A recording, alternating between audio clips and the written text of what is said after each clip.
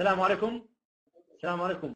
اهلا وسهلا بالجميع، وفرصه سعيده ان انا اكون معكم اليوم، وانا برحب فيكم في قاعتكم، وانا بقول لكم اهلا وسهلا فيكم، واتمنى من كل قلبي انه الكل يستفيد اليوم من عرض العمل.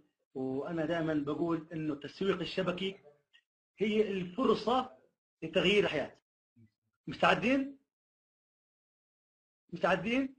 اول ما نبلش، دائما الكل بيعرف شخصيه سمو الامير وليد بن طلال، شخصيه معروفه طبعا، هو مصنف من اثرياء اسيا. القصه هاي يعني انا يعني كثير بحبها، وعشاني انا بحبها بحب دائما احكيها، لانه فعلا حلو الانسان يحط في باله هدف معين ويتعلم من الشخصيات العربيه. يوم من الايام كان في لقاء مع سمو الامير وليد بن طلال، كان عنوان الحلقه كيف اصبح سمو الامير وليد بن طلال. فواحد انسال سؤالين، سؤال من الجمهور وسؤال من المذيعه. سؤال الجمهور، واحده من الجمهور رفعت ايدها: مرحبا يا سمو الامير، مرحب فيك، نقول لك اهلا وسهلا. احنا بنعرف انه انت صنفوك من اثرياء اسيا، قديش ثروتك اللي صنفوك عليها؟ يا سلام، والله سؤال حلو وقوي. شو قال لها؟ قال لها قبل السؤال واللي بعد السؤال. والله جواب قوي يعني. فالبنت يعني جواب الامير وليد بن طلال كان يعني كافي. بعد مرور الوقت في 5 دقائق، المذيعة سألت الامير سؤال قوي جدا، سؤال يعني فعلا انه كان قوي، والرد تاعه اقوى. السؤال هو، طبعا كلنا بنعرف قصة الامير وليد بن طلال كيف صار، اوكي؟ فالمذيعة تسأله: يا سمو الامير، احنا بنعرف قصتك، كيف انه انت انه الوالد اعطاك مبلغ، وانه انت المبلغ اللي اعطاك اياه كيف انه انت استثمرته يعني. بس لكن الثروة اللي معاك اكثر من ميزانية الدولة.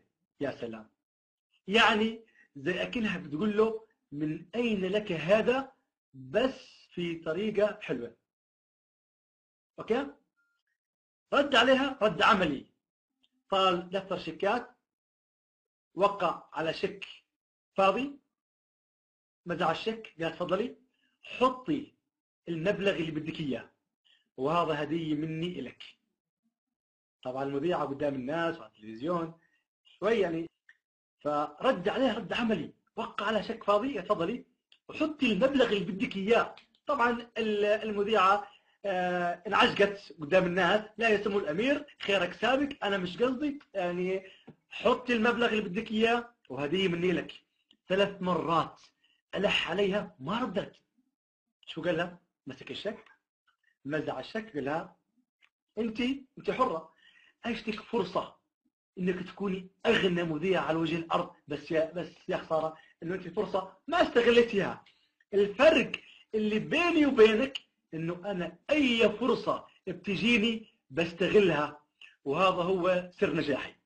احنا يا اخوان الفرصه تجينا مره ومرتين بنصير نفكر فيها، يعني انه انا تجيني فرصه، احنا يعني اكثر مواطنين بشكل عام تجي الفرصه بيصير يحسب لها 1000 حساب. طيب يا اخي استغلها، يا اخي استغلها.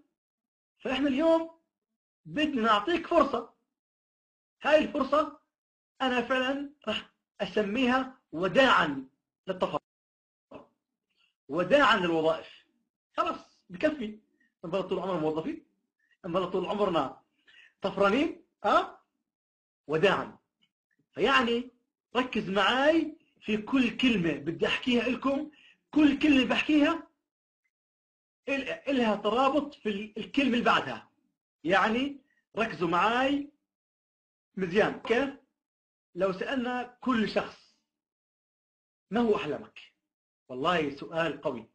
هذا السؤال إن سألته قبل 6 سنوات ونص، إن سألته لما فعلا شخص قال لي هاي الكلمة ما هو أحلامك، عن جد يعني كلمة كبيرة. بس يعني أيامها لما سألني شو أحلامك ما كان في أحلام بصراحة، ليش بدي احلم؟ ليش بدي احلم وما دام انا شايف ما في مستقبل؟ يعني شو يعني موظف راتبه 200 دولار، شو اللي 200 دولار يعني؟ احلم شو احلم؟ احلم يعني فيش احلام بصراحه. وهذا حال كل شباب العرب. اوكي، فانا بسالكم شو احلامك؟ شو حلمك؟ سياره فخمه، زواج مثالي، رصيد بنكي، فيلا، تربيه خاصه للاولاد؟ طيب شوف السؤال اللي راح اسالك اياه بعد هذا السؤال. شوف يا اخواني، أكم تحتاج من الوقت لتحقيق هذه الأحلام؟ يا سلام. يعني فعلا أنه أنت يعني كل واحد فيكم أدرى في مستقبله وأدرى في حاله. أكم سنة بدك لما تجمع فلوس، لما فعلا تقدر أنه أنت لما أنت تقدر تحقق كل أحلامك؟ كم سنة؟ والله ما ظنيت طول ما أنت موظف 10 سنوات. حرام عليك، حرام يا أماني 10 سنوات. طيب أنا بدي أكون معك يا أماني، خلينا أتناقش أنا وأماني. بدي أعتبر يا أماني أنه راتبك الشهري 1000 يورو. أوكي، وهي يعني قليل اللي بيصير 1000 يورو بالشهر. جمع 500 يورو. أوكي، ادخر 500 يورو، و500 يورو اصرفهم. 500 يورو بالسنة قديش؟ 6000 يورو. 6000 يورو ضرب 20 سنة 120 ألف يورو. والله العظيم ما جابوا دلم أرض جنب بيتي، لا والله. عندنا دلم الأرض جنب بيتي بسوى تقريبا 200 ألف يورو. يعني و20 سنة، و20 سنة. إذا يا إخواني مستحيل طول ما أنت موظف تحضرك موظف. لأنه يا إخواني اللي أنا بدي أحكي لكم إياه إنه إذا كان دخلك الشهري 1000 يورو، مصاريفك 1200 يورو. أنا بتذكر لما كان دخلي الشهري 200 دولار، مش يورو، يعني لسه بعدي ما وصلت ل 200 يورو. لما كان دخلي 200 دولار كان مصاريفي 300 دولار، يعني كنت أتداين أستلف. هاي إيش معروف. بعدين ارتفع من 200 دولار، ارتفع 400 دولار، ما شاء الله. يعني هيك يزيد اتبعزق. بس ما عرفت انه لما صار 400 دولار صار مصاريفي 500 دولار. كنت اقول بالزمانات يا الله، بس لو استلم 1000 دولار والله لا اعمل واسوي واحوش واتجوز منهن هيك يعني. الحمد لله وصل 1000 دولار. وين المشكلة؟ 1000 دولار صار مصاريفي 1400 دولار. يعني بصراحة وصل 2000 والله 3000 و4000 دولار بالشهر. كل ما كبر مصاريفك، كل ما كبر دخلك بيكبر مصروفك. لأنه أنت لما يصير دخلك 2000 دولار أنت تكون راكب سيارة قديمة. يا أنا راتب 2000 دولار أركب سيارة موتورها 1300؟ لا والله، إلا أجيب سيارة موتورها 1400 2400. أوكي، بتكون راكب سيارة حقها 5000؟ لا، بدي أجيب سيارة حقها 30000. هيك بتصير. بيكون معك موبايل حقه مثال 100 دولار، لا بدي أجيب موبايل أبو 1000 دولار. هيك بتصير معك. هذا اللي بيصير مع كل شخص. وهذا الحكي كل واحد كبر دخله بيعرف. طيب إذا أنتم متفقين معي طول ما أنت موظف ما في تحقيق أحلام. نكمل. احنا يا اخواني شغلنا شغل مش تقليدي. بس بدي اعطيك الفرق بين اي شغل تقليدي واي شغل مش تقليدي. اي الفرق بيننا. الشغل التقليدي اعطيكم كمثال، في زبون في مصنع، كمثال مصنع نوكيا. مصنع نوكيا خلينا اقول انه صنع الجهاز، تكلفة الجهاز عليه 100 دولار. اوكي، هل يا ترى ان الموبايل راح يطلع من الشركة من المصنع ب 100 دولار ويصلني انا يا زبون 100؟ لا سمح الله، لا قدر الله، هاي من السابع المستحيلات. اكيد لا. اكيد المصنع راح يضيف ربحه 20%، صح؟ بس لكن راح يصلني انا يا الزبون على سعر 200 دولار. اوكي، الحمد لله. يعني على ربح 100%. صح عقلكم. إذا طلع بالمصنع 120 وصلني $200. في 80% فين راحوا؟ هذا السؤال، فين راحوا؟ طيب أنا بقول لكم وين راحوا. ال 80% راحوا لمين؟ راحوا مروا في 4 مراحل قبل ما يصل الزبون. طبعا أنا بحكي 4 مراحل المعروفين، أما اللي تحت الطاولة ما بعرف. أوكي؟ أول مرحلة الدعاية والإعلان بنعرفها. الموزع الإقليمي، تاجر الجملة، صاحب محل موبايلات. هسه تحت الطاولة الجمارك، الرشاوي، هذا كله حسابي وحسابك. اوكي؟ اذا هذول الناس اخذوا 80% على ظهري وظهرك يا زبون.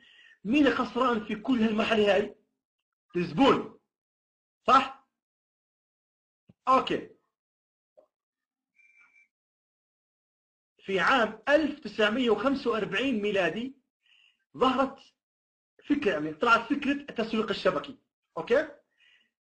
طبعا التسويق الشبكي اللي هي اختصار نتورك ماركتينج. هو كان زمان بال 45 اسمه البيع المباشر. بس طبعا انه في الوقت الحالي نتورك ماركتينج الناس كانوا يخربطوا. يعني لما نحكي تسويق شبكي فكروا انترنت. لا، الانترنت يا اخواني هو بس فقط وسيله سرعه.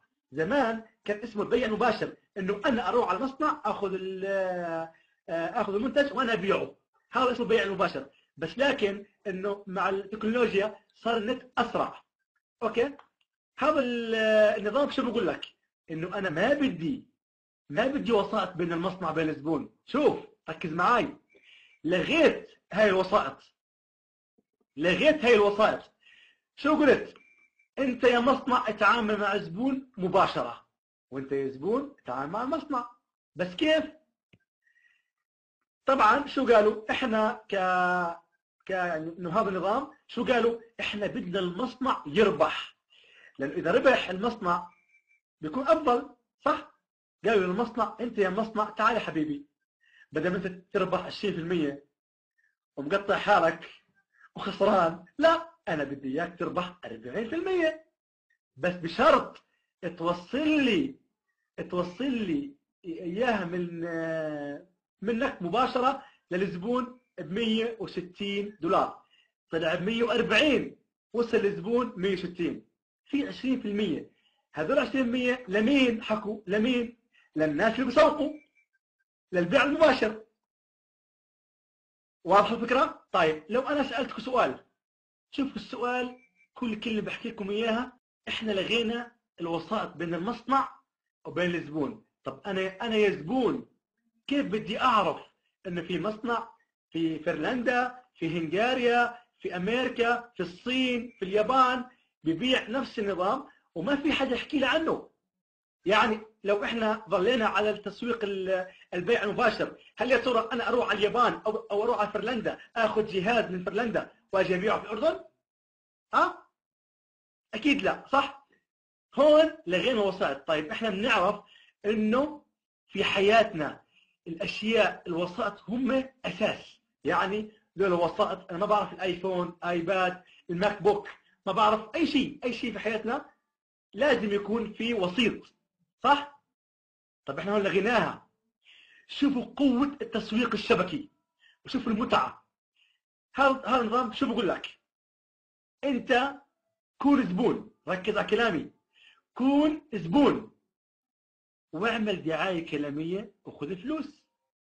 لأنه أنا وياك طول عمرنا بنعمل 1000 دعاية كلامية مجانية.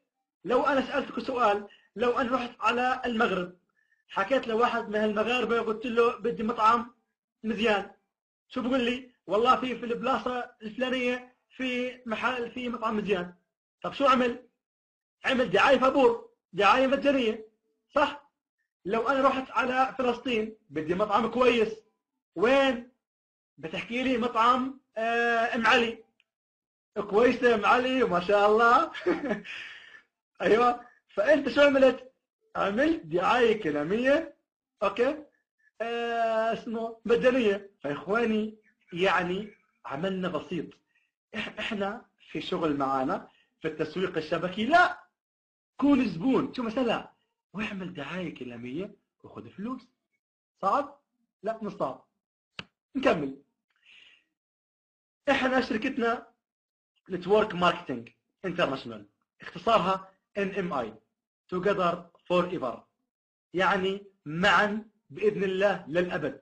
المقر الرئيسي لشركتنا في لبنان، يعني لبنان باريس العرب احنا بنعرف عنها.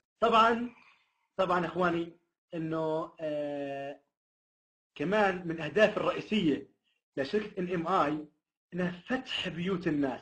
شوفوا يا اخواني الكلمه معبره، فتح بيوت الناس، يعني الكلمه معبره، اوكي، من خلال توفير فرص عمل لكل الوطن العربي ان شاء الله.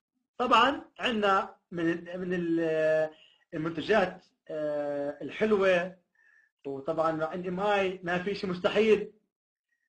عندكم ايفون 5، ايباد 4، في عندنا كمان ساعات سويسري وياباني ان شاء الله باذن الله قريب جدا ان شاء الله راح يكون الويب سايت ان شاء الله غني في المنتجات. وكمان عندنا كمان حلي من الحلوق المطليه ذهب، هي 18 كريستال فاخر جدا، يعني شيء جميل جدا.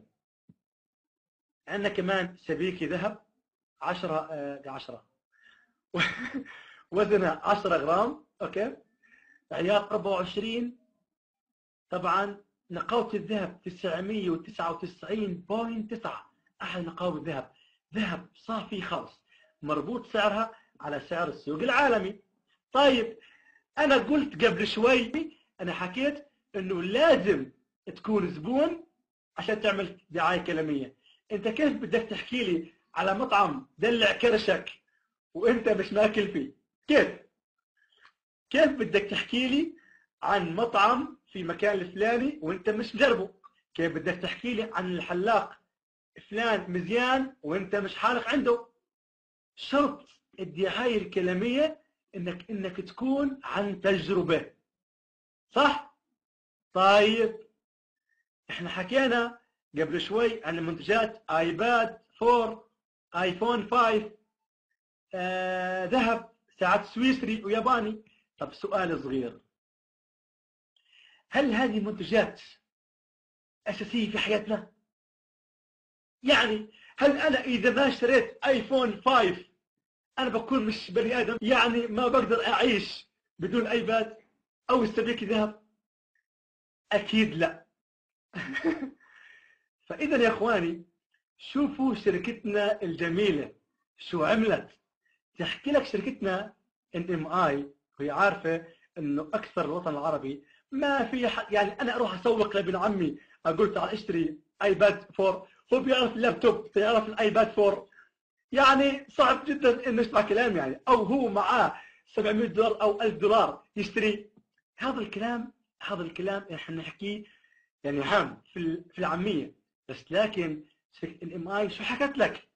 هاي المنتجات كلها اللي حكيناها قبل شوي بتقدر تاخذها في المجان، فري، اوكي، يعني في المغربي فابور، في الأردني في بلاش، في الإنجليزي فري. الشركة شو بتقول لك؟ بس مش فري، يعني من أرباحك الشركة بتعطيك 80% كاش ماني، يا سلام، و20% شو؟ بالحصالة، في عندنا صندوق ادخار بالفاوتشر. هاي ال20% يعني كيف انه انت بتكون، انا بعطيك اياه مثال واضح عشان تفهم علي اكثر. بدي اعتبر انه انت شغال في شركه الفلانيه، الشركه الفلانيه عامله ميزه للموظفين عندها، بتحكي لك انا يا موظف انا بدي اخصم عليك كل شهر من راتبك $50 كل شهر. هاي $50 انا بحوش لك اياها لضمان اجتماعي، لمكافاه اخر خدمه، يعني انه انت بس تخلص من الخدمه بافتقاد بدل ما تطلع ببلاش بيكون معك مبلغ لك تعمل فيه مشروع خاص لك، صح؟ مع ان ام اي ان هي الشركه بتخصم 20% من ارباحك. انت شو بتسوي في الحصاله هاي حصاله لك انه انت لو شريت السبيكه ذهب تشتريها على سعر السوق الحالي. كمثال اليوم حق انت اليوم شريت سبيكه ذهب، شريتها في 700 دولار وهي حقها 700 دولار. اوكي، طبعا انه انت بدي اعتبر انه انت شريتها في 700 دولار. اوكي، انت ما حبيت الشركه ترسل لك اياها خوفا من الديوانه او الجمارك. طبعا الديوانه هي الجمارك، بس في ناس ما بيعرفوا شو يعني الجمارك او الديوانه. اوكي، طبعا انت بتقدر انك السبيكه الذهب تبيعها للشركه. انت اليوم اخذتها 700، والله بعد اسبوع وتخلص بدي ابيعها للشركه. بتشوف كم سعر السوق، يعني اذا طلع حقها بالسوق 800 دولار الشركه تشتريها منك 800 دولار. بس اللهم انه الشركه بتخصم عليك رسوم شحنها اللي هي ال 100 دولار بس، لانه الشركه حاطه رسوم شحن. اما بتشتريها منك مثل يعني لو انت اخذتها وبعتها لمحل ذهب الشركه بتشتريها منك نفس سعر السوق العالمي، يعني لانه الذهب لازم يكون نفس السعر. اوكي، انت حبيت تشتري ايفون، تشتري ايفون او ايباد، ما في اي مشكله. طبعا الشركه تمتاز، شركه ان ام اي في الدورات في التنميه البشريه. يا سلام، شوفوا الدورات شو بتسوي، غير تفكيرك تغير حياتك. عندنا دورات في التنميه البشريه، انتم قارئين انماط التفكير، انماط الشخصيات، فن الاقناع، فن التعامل مع جميع عقلانيات المختلفه. هاي يعني العلم لو كل يوم تتعلم ما تتعلم. احنا كل يوم نتعلم. بالنسبه لي انا لي 6 سنوات ونص تقريبا في التسويق الشبكي، الحمد لله رب العالمين، كل يوم بتعلم، واليوم تعلمت شيء جديد. اوكي، يعني هذا منتج قوي جدا. كمان في عندنا منتج مهارة المسوق الشبكي، هاي أكثر الناس يعني بيفقدوها. عندنا نعطيك كيف تعمل عرض عمل قوي جدا، أساسيات نجاح المطورة، الحوارات، كيف تحاور الناس على السؤال وجواب، كيف أنت تكون أي سؤال تنسأله ما تقدر يعني يكون الجواب عندك، يكون عن قناعة. فالتسويق الشبكي يعني احنا بنعطيك الخريطة الكنز، الخريطة كيف انت تكون مسوق محترف. لانه اذا انت دخلت في التسويق الشبكي وما كنت مسوق محترف راح تبقى موظف، انت مثل ما انت على الفاضي. بس انا بقول لك مبروك عليك المنتج بس. اما انك تكون حرية مالية نو، لازم تتعلم. هاي ان شاء الله في عندنا كورس تدريبي لها. عندنا يا اخوان قلاة الطاقة، الكوانتوم. قلاة الطاقة طبعا مهما احكي عنها ما اقدر. انا كمان لابس قلاة الطاقة، يعني قلاة الطاقة كثير قوية جدا، بتقوي جهاز المناعة، بتزيد الادراك العقلي. انا كوني عداء، انا لاعب منتخب وطني، بطل الاردن في العاب القوة الحمد لله رب العالمين، وما زال يعني فعلا لما انا لبست الكوانتوم انا كلاعب 400 متر حواجز، لما انا انط على الحاجز او يعني في ناس يفهموها مانع، اوكي، كان توازني لما انط، يعني لما انزل الارض توازني ما يكونش 100%. الحمد لله رب العالمين لما لبست كوانتم فعلا اني كنت لما انط على الحاجز فعلا ايزي الحمد لله رب العالمين. فيعني هاي عن تجربه شخصيه. طبعا كثير من الناس جربوا قلاة الطاقه، وكانت في عندنا كثير فيديوهات على اليوتيوب تعرف شو يعني قلاة الطاقه. اوكي، عندنا كمان يا اخواني منتجات ايطاليه. احنا كمان متعاقدين مع ماركات عالميه، جلد ايطالي في ستاتي ورجالي، احزمه طبعا معها كفاله 2. هاي بامكانك اذا انت بدك اسمك ينكتب على المحفظه او على الشنطه الستاتي، ما في اي مشكله. اذا انت يعني حاب تهدي شخص معين تفاجئه في هديه، يعني عندك مثال مسؤول او نائب حاب تضبطه او وزير فلاني، بتروح تكتب اسمه معالي الوزير القائد الشهيد الطيار بتحط اسمه على المحفظه، بتودي له اياها. طبعا كل شيء فيه له سعر يعني. طبعا احنا بنحكي على جلد ايطالي. كلنا بنعرف انه الجلد الايطالي اوكي شو يعني ايش هو. طيب حكينا عن المنتجات، هسه خلينا نحكي في الاشي القوي. الكل بده يعرف كيف بده يتخلص من الوظيفة. طبعا احنا في عنا مثل اردني، عقد لحافك مد اجرك. اوكي، عنا كل خطة في لها ميزات. خلينا نحكي على كل ميزة، على كل خطة، وكل واحد بيعرف اني الخطة اللي بتناسبه وبدخلها. يا مرحبا. اول شيء يا اخواني عندنا خطة الزائر. هاي خطة ثمنها $10. طبعا الخطة هاي يا اخواني انت في لها منتج واحد، انت بتاخذ في $10 100 SMS. طبعا المسجات هاي تاخذها عن طريق انترنت. بتقدر انت ترسل مسجات في طريقه يعني مش انه مثل مسج الموبايل التليفون، لا انت بتقدر تعمل جروب في الموقع تبعك. جروب تسميه اي جروب بدك اياه، جروب ايجلز، جروب اللي بدك اياه يعني. اوكي، بتقدر تودي ال100 مسج مره واحده. اكتب مسج واحد وبيطلع عند الشخص اسم الجروب.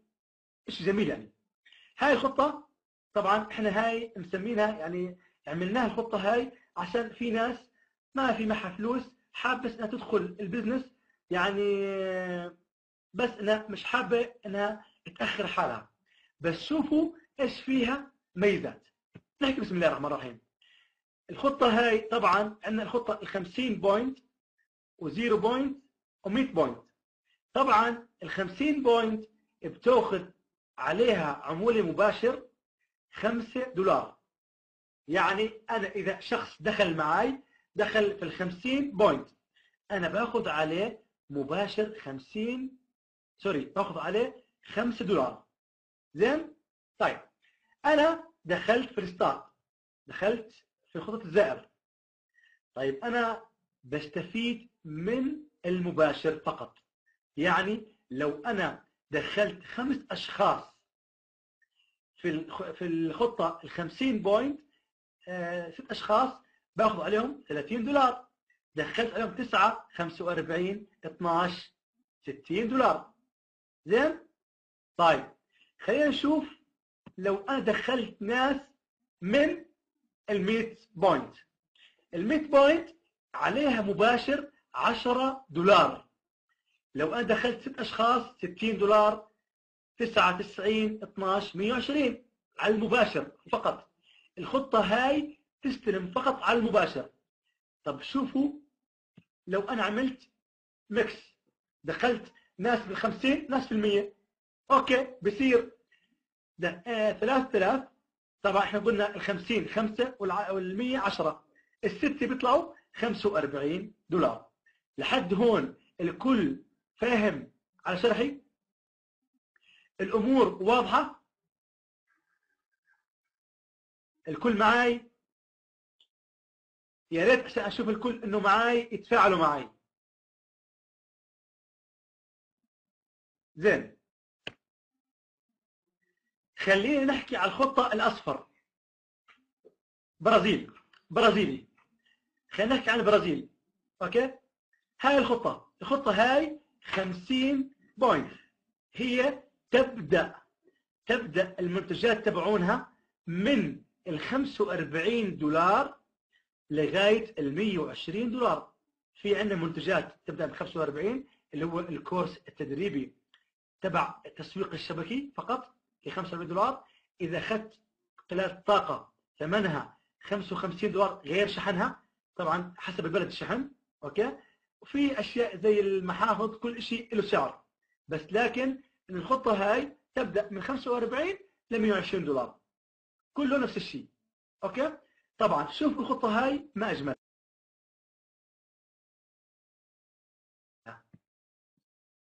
الشركه اول ما اخذت انت منتج، الشركه بتقول لك الف مبروك لك اكونت على موقعها. الاكونت مقسم الى رايت اند ليفت، يعني يمين وشمال. الشركه بتقول لك اعمل لي دعايه كلاميه. انت اشتريت كمثال، اخذت كورس تدريبي في التسويق الشبكي، او اخذت قلاده طاقه كوانتوم. طبعا انت اي شخص شاف معك قلاده بدك تعمل عليه دعايه كلاميه، صح؟ طبعا انت مجرد ما قلت له انا اخذتها من ان ام اي عملت دعايه كلاميه، الشركه بتقول لك لو انت سجلت، طلع كيف؟ لو انت سجلت 3 اشخاص في ال50 بوينت على اليمين، طلع كيف؟ ركز معاي. وسجلت 3 اشخاص في ال100 بوينت، اوكي؟ احنا قلنا بتاخذ مباشر على ال100 بوينت 10 دولار كل واحد، اذا كانوا مباشر منك، يعني الثلاث منك انت، مش انه واحد هو جاب اثنين. لما نحكي كلمه مباشر انه انت اللي جبته، انت اللي داعيه، زين. الثلاث يمين دخلوا معك، حط لهم 10 اسمه شمال 10 دولار، واليمين 50 بوينت اخذت لهم 5 دولار. انت اخذت على المباشر 45 دولار مباشر. طبعا احنا هون الخطه هاي تختلف عن خطه الزائر، يعني هان في عندنا كمان عموله توازن. الشركه شو بتقول لك؟ انت عملت لي توازن بالخطه هاي، 3 على اليمين 3 شمال. طبعا ما دام انت داخل بالخطه 50، لما تدخل معك ناس في ال100 نقطه يعدوا لك مثل 50 اشخاص. السيستم ما بيعرف من دخل تحتيك، بس يعني اذا دخل معك في ال50 او ال100 بيحسب لك يوم 3 يمين 3 شمال، بتاخذ من الشركه عمولة توازن 15 دولار. اوكي، للتوضيح اكثر شوفوا هون، لو انت سجلت 3 يمين 3 شمال، عمولة توازن 15 دولار. طب عمولة اذا كانوا من طرفك مباشر 30 دولار، كم المجموع الكلي؟ 45 دولار. ما في شركة فعلا سمعت عنها انا، او يعني احنا لنا 6 سنوات ونص، انه من اول ستيب بترجع راس مالك. يعني خطه ب 45 دولار، 3 يمين 3 شمال 45 دولار، والله قويه. 6 يمين 6 شمال ان كان منك او من غيرك، عمولة توازن 30 دولار.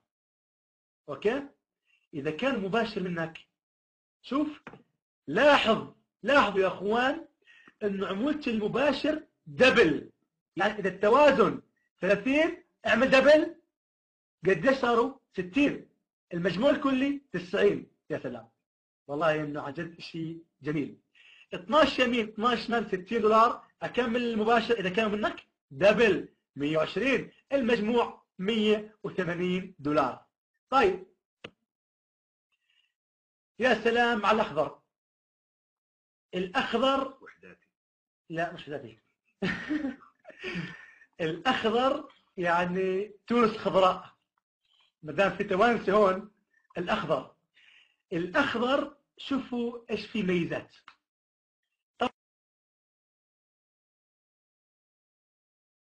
طبعا تبدا هي المنتج في 90 دولار لغايه تقريبا، في عندنا يعني معك من 90 120 150 200 300 حسب المنتج. طبعا المنتج قيمته بيه، انت بتختار المنتج اللي انت بدك اياه. اوكي، طبعا انت دخلت بالاخضر 100 بونت، ركزوا معي. الفتوى هسه راح اعطيك احلى فتوى، بس اصبعي اجلوا لي الاسئله بس اخلص اي سؤال شو ما كان السؤال انا جاهز. انا اليوم حميان يعني محمي نص ساعه وجايكم. كنت الملعب. طيب نحكي بسم الله الرحمن الرحيم.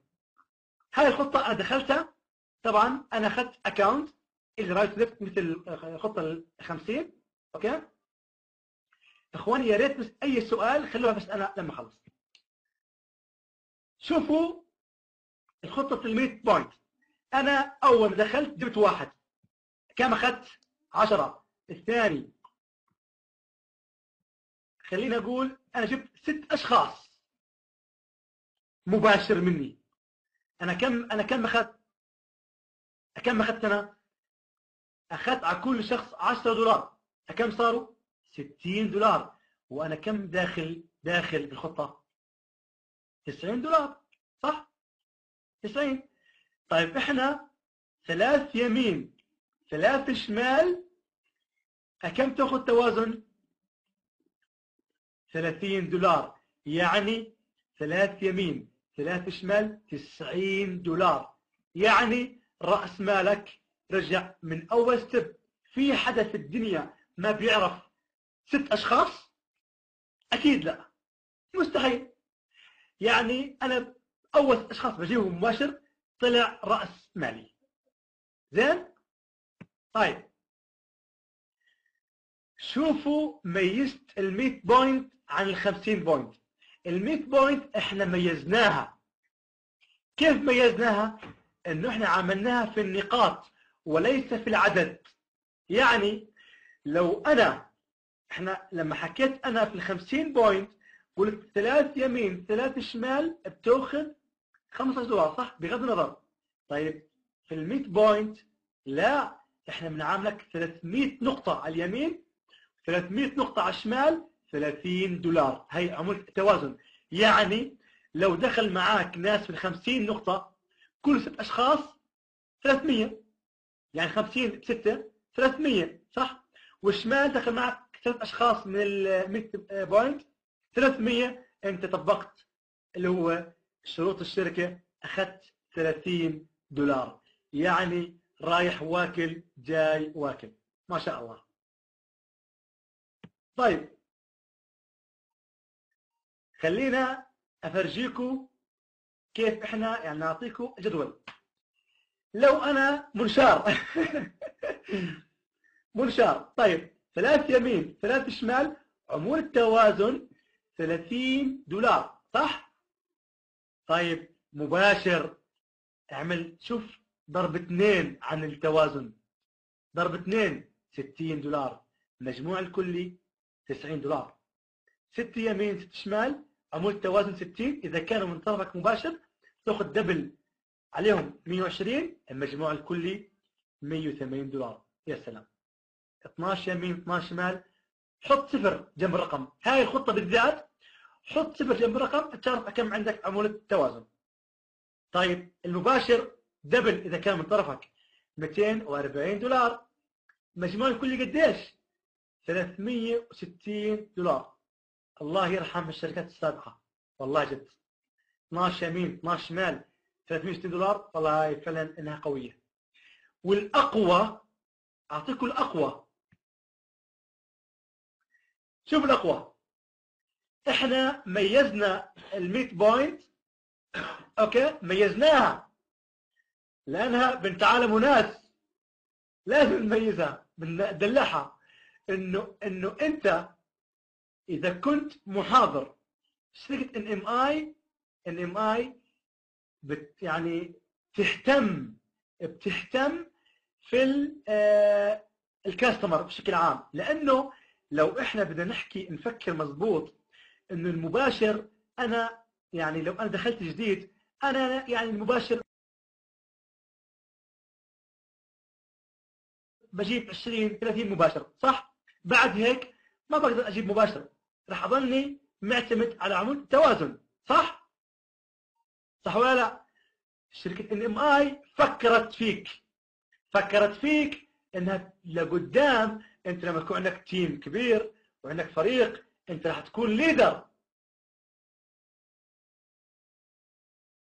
فالشركة فكرت فيك بالعمولة المحاضر. يعني أنا بحاضر لكم صح؟ هسه أي حدا بسجل من ورا المحاضرة هاي أنا باخذ $5. أوكي؟ فيعني الشركة على كل شخص بيدخل معك في ال100 بوينت بتاخذ $5. طبعا احنا شو قلنا؟ شو حكينا؟ 3 يمين. لو انت دخلت 3 يمين 3 شمال اخذت عمولة توازن $30. المباشر دبل $60. عمولة اذا كنت انت المحاضر يا سلام انت كوشت على الدنيا. انت مكوش. $30 المجموع الكلي $120. يعني جميل جدا. 12 يمين اعطيكم من الاخر 12 يمين 12 شمال عمولة توازن 120 مباشر اذا كان من طرفك 240 عمولة محاضر 120.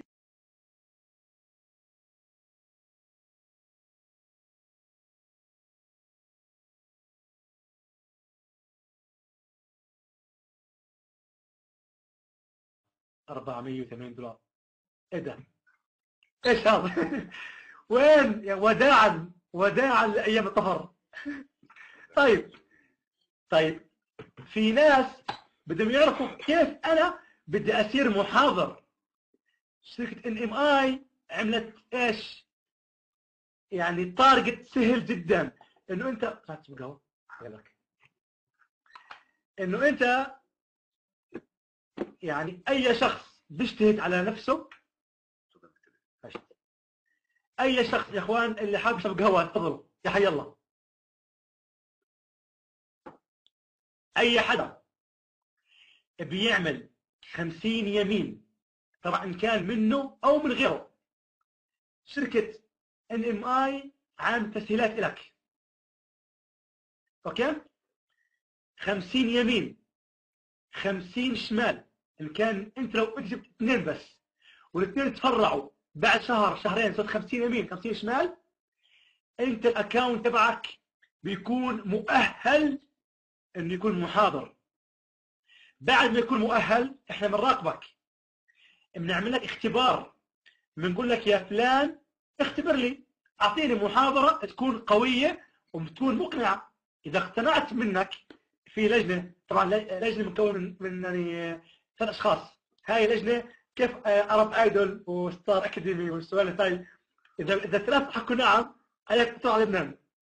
اذا 3 حكوا لا بتروح على عصومال. يعني انه اللي انا بدي احكي لكم اياه انه انت بيهمنا عشان تكون محاضر بيهمنا عشان تكون محاضر انك تكون قوي. لانه شركه NMI قويه ما بترضى انك تكون انت مش قوي. اذا انت رسبت في الاختبار بتاخذ دوره محاضر في قيمه $90. انت بتكون هاي الدوره تاخذها يعني تقريبا لمدتها 4 أيام 5 ايام بتكون ان شاء الله متعلم كل شيء وبتصير محاضر.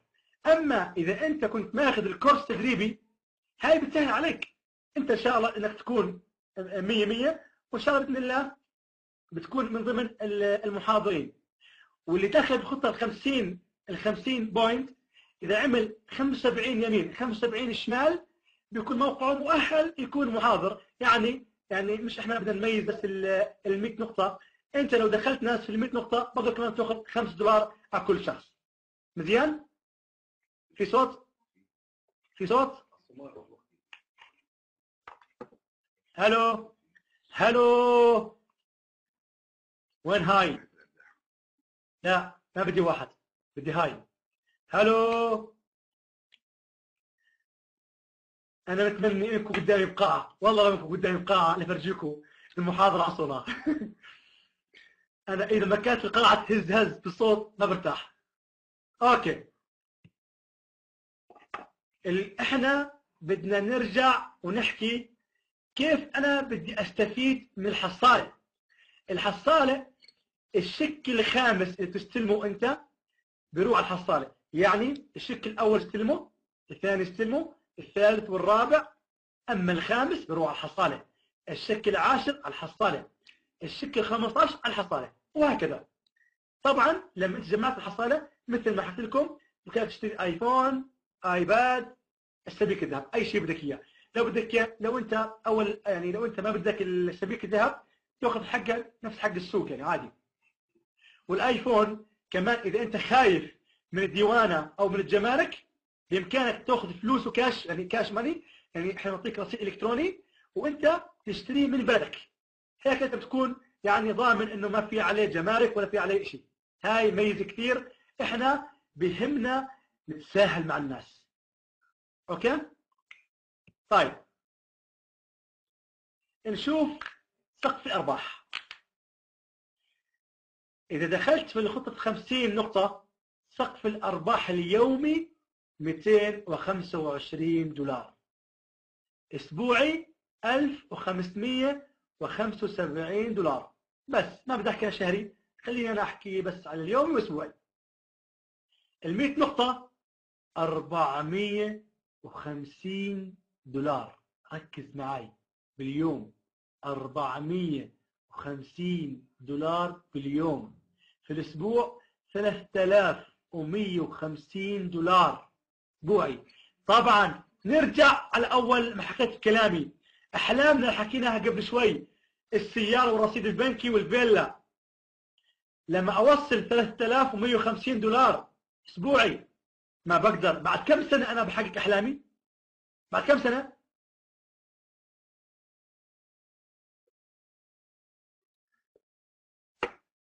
بعد كم سنه يا اخوان؟ سنه، سنتين، 3 سنوات، هكذا صح؟ في ناس يا اخوان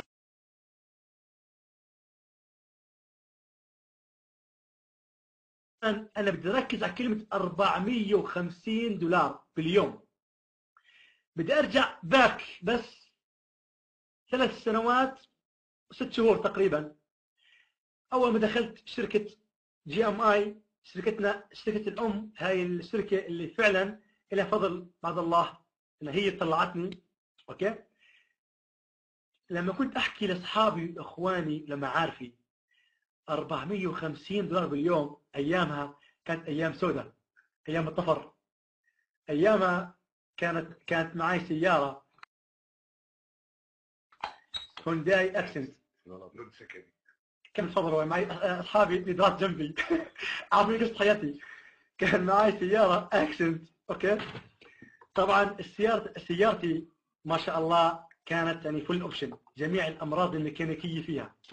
كنت لما اطلع فيها يا اخواني، اذا بطلع فيها مشوار يعني 50 كيلو، طبعا وانا ماشي اذا بلف كوربه، يعني اذا يوم من الايام بطلع فيها بالسياره، ركزوا بكلامي، اذا يوم من الايام بطلع فيها وكانت الصوت يعني السياره هاديه بخاف، جد بخاف.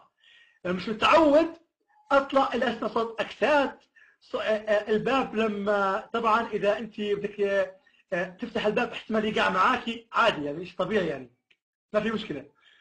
ايامها لما كنت احكي لهم $450 باليوم كانوا يضحكوا علي، يقولوا يا رجال انا راك يعني الناس، بس لك انا واثق فيها. بالناس طلعوا شو راكب، شو لبسي، شو الماركه اللي لابسها، شو نوع تليفوني. ايامها كان شو تليفوني؟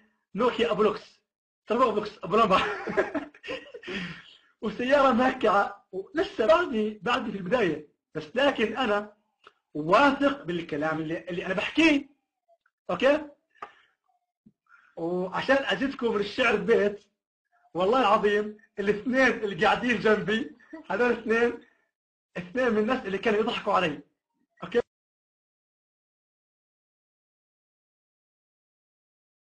افرجيك اياهم.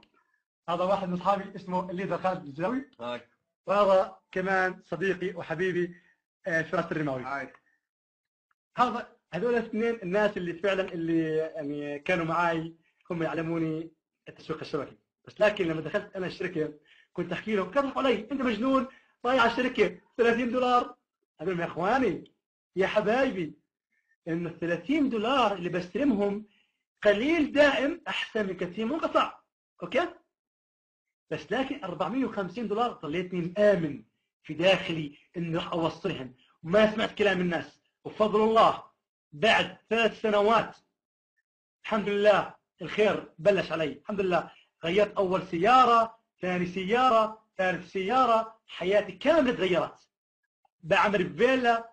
اخر شيء بفضل الله فتحنا شركه NMI. يعني يا اخواني اذا كنت مآمن في الرقم هذا بيجيك $450 باليوم فعلا. حطوا حلم من قدام عيونك، اكتبوا بورقه وعلقوا قدامك $450 كل يوم. جميل جدا. الحياه جميل جدا لما انت توصل راتب موظف بالشهر تاخذ باليوم. الله اكبر عن جد. اوكي، نحكي عن ميزات شركه NMI. اول ميزه طبعا احنا كنا نحكي حساب الشركه اسبوعي. اوكي، الان بنحكي وداعا للاسبوعي. لا، حساب الشركه فوري. يعني 3 يمين 3 شمال، سجلهم واستلم. يعني ذكرتني، سجل واعزم. يعني اذا انت كنت يوم من الايام عندك عزومه هيك، ان اجاك ضيف، يعني ضيف اجاك يعني لا بموعد ولا شيء، وقال لك انا ان شاء الله عشاء عندك وانت ما معك فلوس، بسيطه، اطلع قبل الموعد 3 ساعات، سجل لك 2 في NMI، سجل واستلم كوميشن واعزم عادي. يعني احنا حسبنا حساب العزايم. طيب، الميزه الثانيه العمل الجماعي. العمل الجماعي انت مع اقوى تيم في العالم. كنا نحكي زمان اقوى تيم في الشرق الاوسط. لا، هاي صارت موضه قديمه. بفضل الله NMI ما بترضى الا العالميه. انتم مع اقوى تيم في العالم، وفعلا اقوالنا سبقت شو والله تحكيها افعالنا. سوري اشكرك. افعالنا سبقت اقوالنا فعلا. يعني اللي احنا عملناه انتم شايفين بعينكم الحمد لله. يعني عندنا تيم قوي جدا. كل تيم NMI قوي، لانه احنا ما بنرضى انه اي شخص يدخل معنا ما ينجح الا في شيء واحد، الا اذا انت كنت انت ما بدك تنجح. اما اذا انت سمعت كلام الليدر والابلاين تبعك وتعلمت صح واشتغلت صح، نجاحك من نجاحي. يعني العمل الجماعي الابلاين تبعك ما بيستلم فلوس الا اذا علمك وخلاك انت تصير فعلا مسوق ناجح. التوريث، انت بامكانك تورث. الحريه المكان والزمان، انا اقدر اشتغل في اي مكان في العالم. يعني كنت لما اسافر انا والله يا اخوان وانا في المطار اشتغل، وانا في الطياره اللي يقعد معي اكون انا مسافر يعني تقريبا 6 ساعات 7 ساعات طيران، اللي يقعد معي يعني بدل ما تقضيها سوالف حصيده عندك يعني شغله تحكي، يعني بزنس تحكيها له. يعني كنا نعمل يعني في الطياره تسجيلات ما في مشكله. والله العظيم كنا حتى كمان في السياحه، على المحيط، على الشط، في الفندق، يعني في اي مكان تشتغلوا حول العالم. وهي شيء جميله. عمل غير اقليمي برضو، يعني في اي مكان في العالم. عمل غير منتهي انفينيتي، يعني التسويق الشبكي ما بينتهي. احنا نظام باينري ما في كلوز. النظام باينري ثنائي ما في كلوز نهائيا الحمد لله. طبعا عمولة المحاضر $5، عمولة المباشر $10. كثير هي من ميزات NMI. اشرح لكم العمل الجماعي. بدي اعتبر انه اول اكونت يزيد. اوكي، يزيد له يمين وشمال كاي مشترك. ركزوا في كلامي لانه هاي الشغله يا اخواني بتفيدك انت يا شخص اللي داخل جديد معنا. انا يزيد دخلت على يميني عادل ما شاء الله عنده رايت ولفت. عادل شاب طموح، شاب قوي. عادل عمل 1000 يمين 1000 شمال. عادل عنده معارف كويس، عنده علاقات قوية. عادل شغيل. طبعا عادل مين جابه؟ يزيد، صح؟ هسه عادل 1000 يمين 1000 شمال، حكي نحط 0 جنب الرقم بيستلم 10,000 دولار. شوف عادل استلم 10,000 دولار، بس عادل مين جابه؟ يزيد. إخواني تفاعلوا معي عشان أعرف يعني أكمل كلامي. مين جابه؟ يزيد. اكتبوا لي يزيد. مين جابه؟ يزيد. مين اللي علمه؟ يزيد، صح؟ طب مين حبيب بابا؟ يزيد. يزيد عادل على يمينه. اوكي؟ يزيد المسكين ما استلمش ولا فلس. يزيد شماله زيرو، صح؟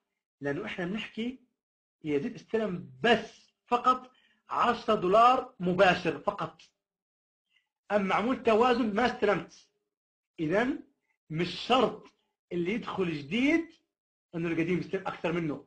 كثير من الناس ايام ما كنت انا يعني في الشركات السابقه، اوكي، والله العظيم كان في ناس في تيمي يستلموا اكثر مني. والله هذا شيء طبيعي. بس لكن الام اي شو تحكي لك؟ انه يا يزيد ما تخاف، لانه عادل وكل معارف عادل رصيد مدور لك، بتاخذهم اعمل بالانس على الجهه الثانيه. هل يا ترى يزيد معارفه بس عادل؟ اكيد لا.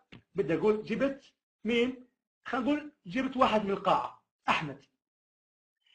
احمد دخل معي. اول ما دخل معي احمد صار عندي 2001 يمين وشمال زيرو. استلمت عليه مباشر 10 دولار، صح؟ طبعا يا احمد، يلا يا حبيبي احمد، انا كنت مهتم في عادل، انه انا علمت عادل ودربته وانا ما بستفيد ولا فلس منه. كيف احمد اللي عندي على الجهه الضعيفه؟ نجاح احمد مربوط في نجاحي. يلا يا احمد، يلا يا حبيبي احمد، اشتغل يا احمد. احمد يوم عنده عزومه، يوم عرس بنت عمه، يوم ابصر شو، دائما اعذار باعذار.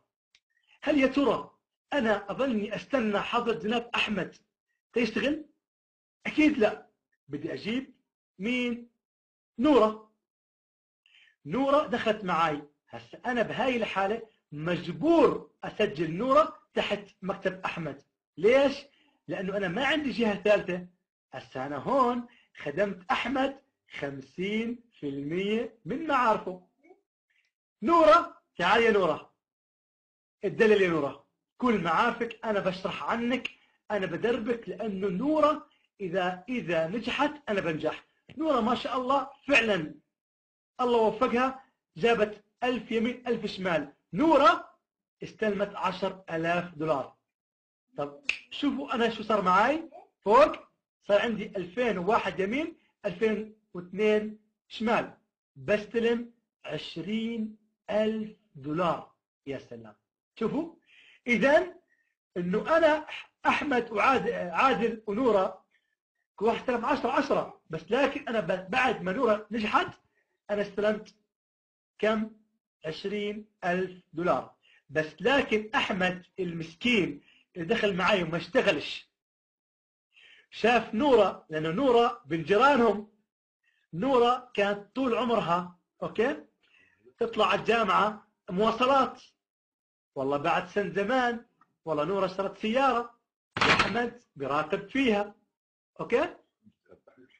طبعا من وين لك يا نورة؟ والله هي من شركة الام اي. أحمد صحي على حاله، عرف إنه الأعذار والتأخير إنه راحت عليه. أحمد صحي، بس أحمد ما خسر، لأن نورة وكل معارف نورة رصيد مدور له. لو هو جاب واحد على الجهة الثانية بيشتغل وبيصير معاه مثل ما صار مع يزيد او مع عادل او مع احمد او مع نوره.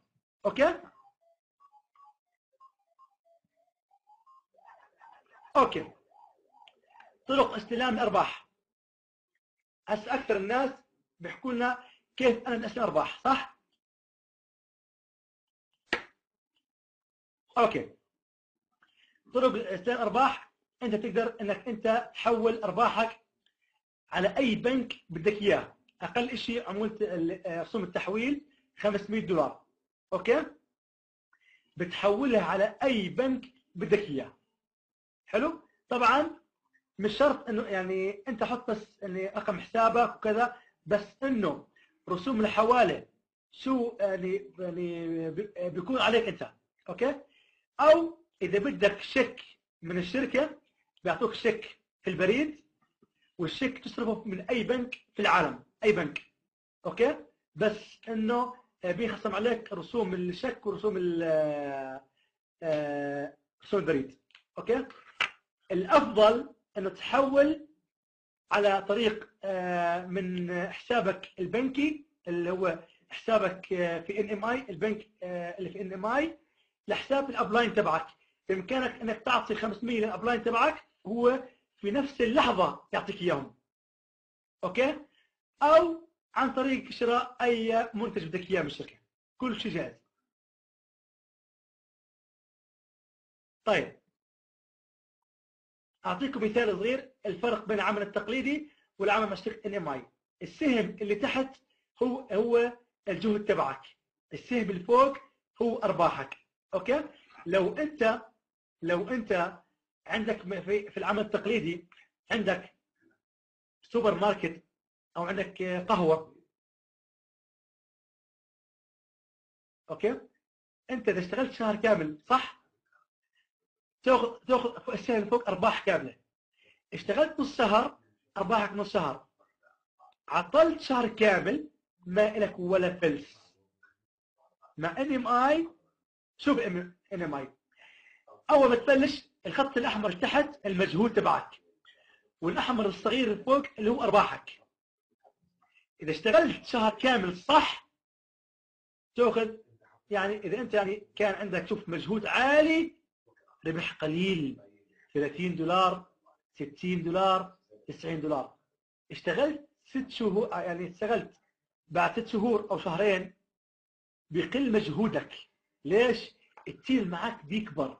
يعني لو انا عندي طاوله وزنها 100 كيلو، اشيلها لحالي انا ولا مع 4 اني اخف؟ الاخف مع 4 صح؟ طب لو كانوا 8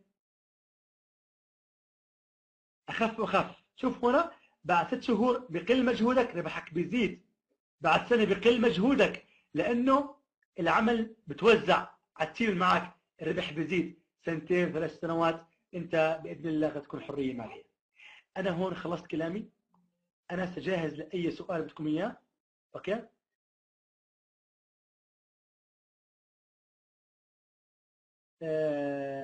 شكرا لكم على حسن الاستماع، وانا جاهز لاي سؤال، اي سؤال بدكم اياه تفضلوا.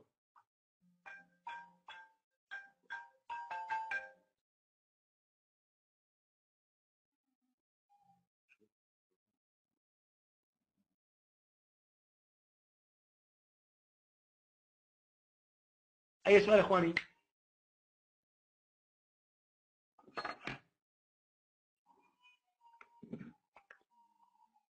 ان شاء الله بالنسبه للشراء للفيزا كارد هي جاهزه، جاهزه ان شاء الله خلال اسبوع زمان 10 ايام بتكون هي طبعا يعني معنا اوكي وكل شيء، بس انا نرفعها على الموقع. بس انا عايز اعرف الربح حلال ازاي.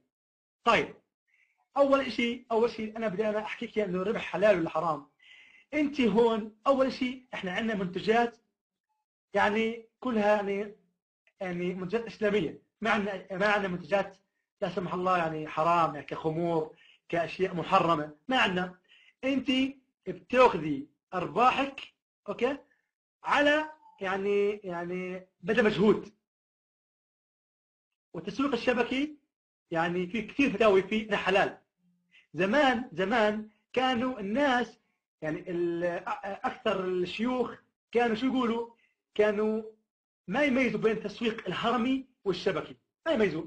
الهرمي حرام شرعا لانه هرمي تكون عباره عن مثلث، والهرم بيسكر والتحت بنظلم ولازم يفتح هرم ثاني، فيعني اللي داخل جديد بيروح فيها. اما في التسويق الشبكي انا فرجتكم لو انت دخلت بعدي انت تستلم فلوس اكثر مني اذا كنت انت مجتهد، يعني تاخذ فلوس على قد جهدك. شو الفرق بينها وبين كيونت؟ يا سلام، نضال من طرف رامي. الفرق بينها وبين كيونت اول شيء افرجيك ليدر العرب في كيونت، مستر فراس الرماوي. السلام عليكم. هذا ليدر العرب يعني، وليدر فلسطين والأردن في كيونت. والليدر خالد الجرجاوي ليدر غزة وليدر فلسطين في كيونت. وأنا كنت في كيونت. أنا أول ما اشتغلت في كيونت. أوكي. مستر فراس الرماوي هذا الأبلاين تبعي في كيونت، هو اللي علمني التسويق الشبكي، هو اللي شرح لي، يعني له فضل بعض الله في تعليمي. يعني انت سالتني سؤال قوي يا رامي، والله بس وقفوا لي الاسئله. من بيت فراس الرماوي من بيت ريما. نعم.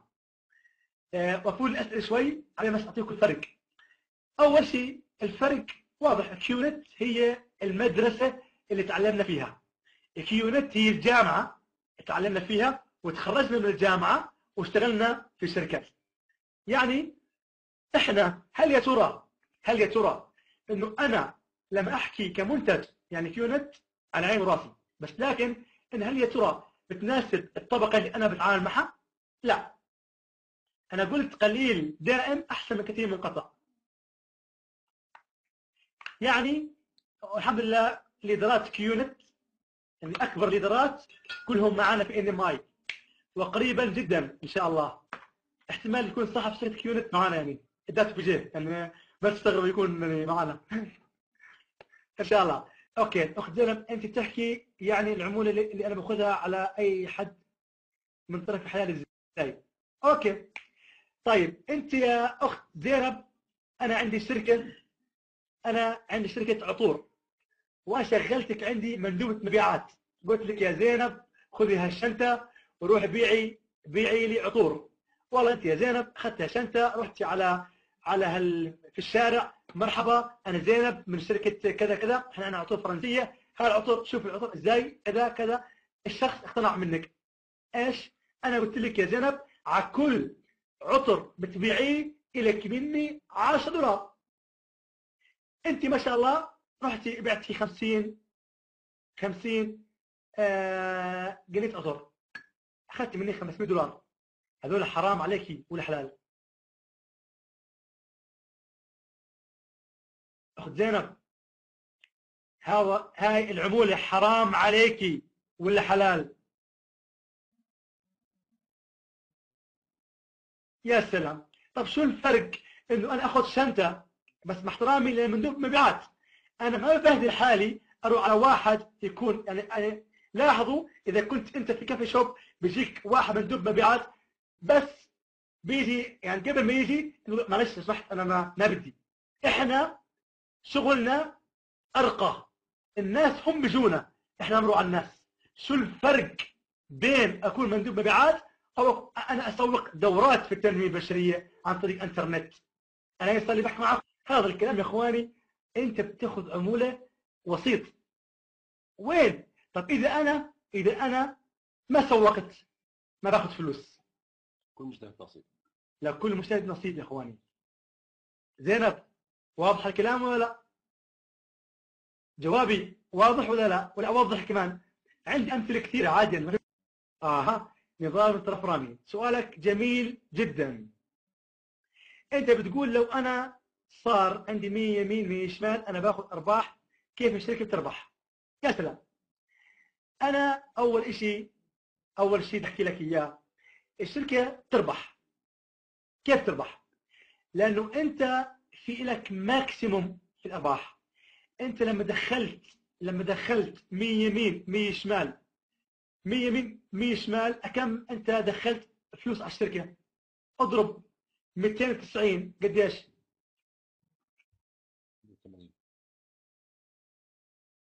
200 شخص في $90 قديش؟ احسبوا لي اياه. تقريبا $18,000 صح؟ دخلت على الشركه $18,000. انت 100 شمال 100 يمين، حط صفر جنب ال100، كم استلمت؟ $1000. وخلي تحتيك يستلموا كمان فلوس.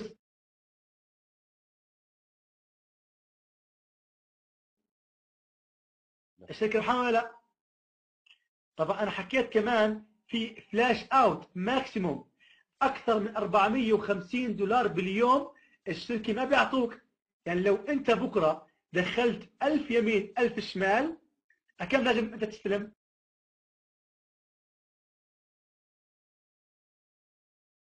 اصول 10000 دولار، صح؟ الشركه ما بيعطوك الا 450 دولار باليوم فقط، والباقي ارباح للشركه. You understand؟ هون الشركه بتحافظ على الاستمراريه تبعتها. طيب سؤال ثاني يا اخواني. طيب انا بشكر الجميع، وانا سعيد جدا ان انا معاكم. شكرا.